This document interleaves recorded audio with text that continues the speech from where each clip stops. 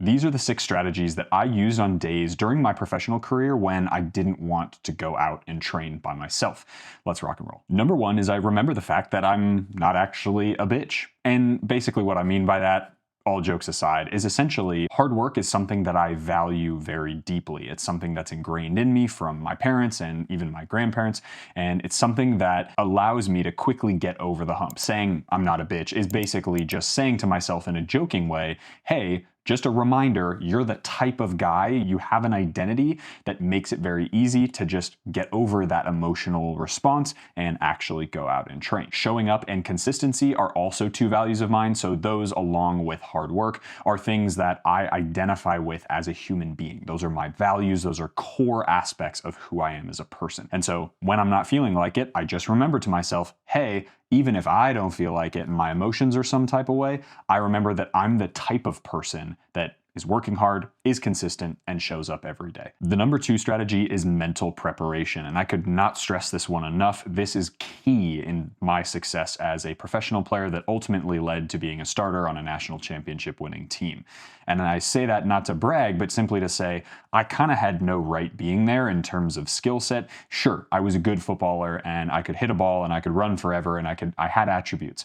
But the mental preparation that I took into each session and each game was key in terms of getting over the hump of not wanting to be there or hesitancy or any sort of negative emotion that I had about the day. This was a routine that I carried all the way from my college days into the 6 years that I played professionally, all up until essentially the last official game that I played, which was the national final. For me, this routine consisted of reinforcing all the work that I had put in over the past 15 to 20 years of training. It was remembering those things, ingraining in myself who I am as a person and who I am as a footballer and who I want to show up as. As you frame that for yourself, whether it's a journal, whether it's a meditation, or whether it's a conversation with a close friend or a trusted colleague, those are the conversations that mentally prepare you for days that you don't necessarily want to be there, or you're really tired, or you're just kind of feeling whatever, you're feeling kind of meh.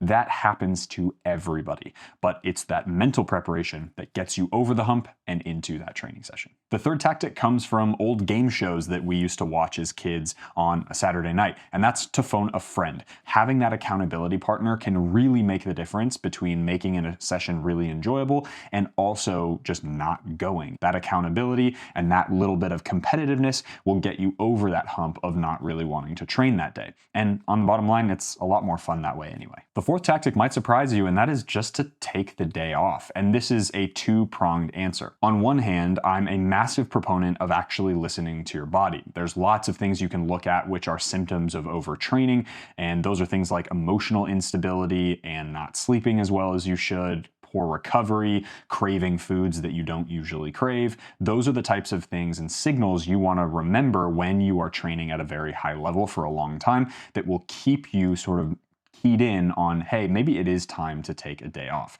The other part of that is the worry and the anxiety about not training. I struggled with this a lot. I had more overuse injuries than I did showing up unfit. I trained way more than I probably should have in certain periods of my life. Instead of taking those rest days, that is a really dangerous game to play. And so on the other side of that, if you know you are seeing the signals of an overtraining situation and you're like, man, I really don't feel, I'm dreading training. That's a massive indicator of overtraining and stress overstimulation. Once you make that decision, you go to the other pronged approach, which is, hey, now that I've made that call, I'm gonna be okay with it. I'm not gonna have anxiety about not going to that session. I'm gonna lose actually 0 fitness, and instead I'll probably gain fitness because that rest day is really important. The fifth tactic is a little more brutal, and that is the goals that you have don't really care whether you feel overtired or you didn't sleep well. It only cared whether you showed up and did the work. And in many ways, this has been a massive thing for me as I've gone on to my work life, because I have very lofty goals as it is, and I know that if I don't show up, those things aren't going to happen. And so I would encourage you on days that you are feeling like, oh, I don't want to go to training. Is that you just thinking to yourself, oh, you're being lazy? Or is it actually like the previous tactic that I gave you? Are you actually just overtrained? So it's a tight balance to make. but I trust that you can make that. And the sixth and final one is actually quite simple, and that is just put on your favorite music playlist. I went through phases of listening to hip hop and rap, or metal music, or hard rock, or pop music, whatever it is to get you in the mood and get your heart rate up a little bit and make you feel like you want to go and move and kind of dance, if you will. Football, my sport obviously, is very focused on movement and sort of being natural, and there's like a very interesting integration with dance when it comes to football because it's very beautiful to watch. And in my opinion, dance music was a great way to get in the mood because it made me feel like I wanted to go out and do some tricks or do some moves and things like that in a training session. So music is a phenomenal way to prime your system, just like meditation or that mental pre-work, in order to get yourself into the mood for that session. Once you wake up and you're not feeling it, yeah, okay, fair enough. What are the tools that you have in your toolbox to get you mentally prepared for that session, even though maybe you don't want to do it that day? So there's 6 tactics that you guys can use as well to get over that mental block of feeling lazy or that you don't want to train.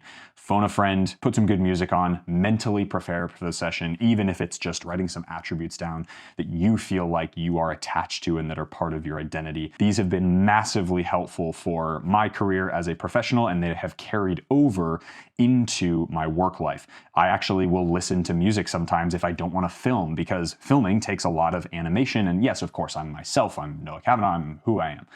But at some level, there's some days where I'm like, oh, it's on my calendar to do, but I don't really want to film. Like, I'm feeling gross. But I'm going to go play music in my studio and look around me and go, holy shit, this is a really cool place to be. Let's get in the mood. And also, it's, hey, I want to go and serve you guys as the audience. And so let's get in that mood. Let's get mentally prepared and let's get after it. So these skills are going to be awesome for you both in your sport and out of your sport. Stay dangerous, y'all.